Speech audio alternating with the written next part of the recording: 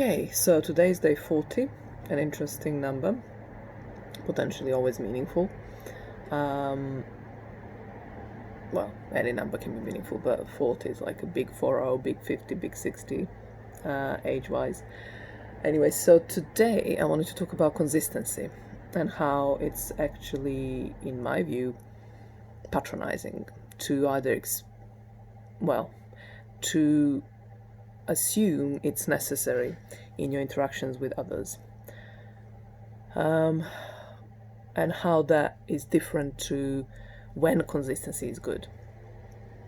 So essentially, for me, as an adult, to need to be consistent in any of my relationships, those relationships would need to be with children, and more specifically my children, which I don't have by choice. And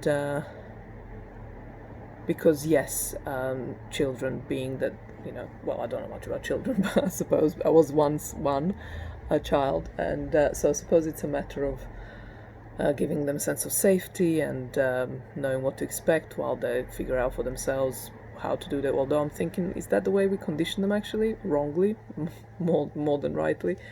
Not intentionally wrongly, but just happens to be that case way, because again, by giving that consistent framework, we're teaching them that consistency is essential. Now, consistency, when it comes to our other personal relationships with other adults, is patronizing in the sense, if I think I need to be consistent so that I can have a good relationship with ABC, whoever, I'm assuming they're childlike, because it's really only children that need consistency.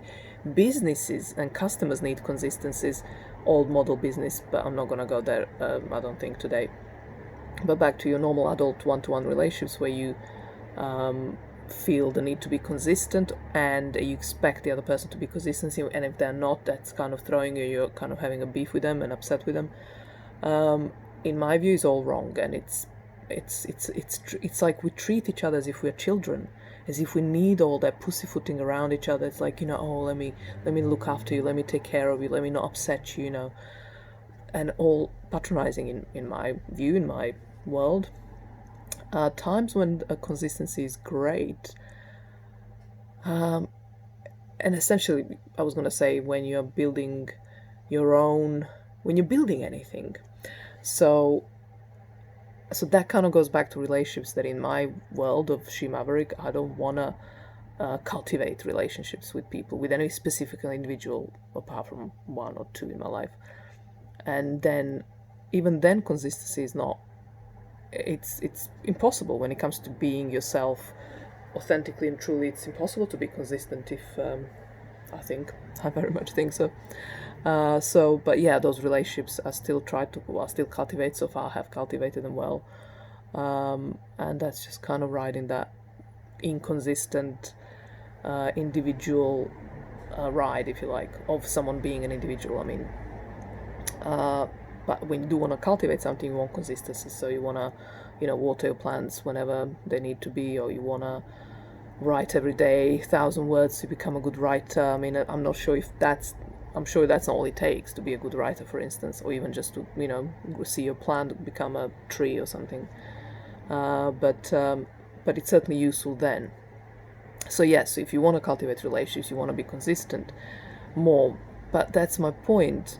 It's still implying that the other person cannot take your inconsistencies, and therefore you straight away remove your natural flow, ebb and flow of who you are.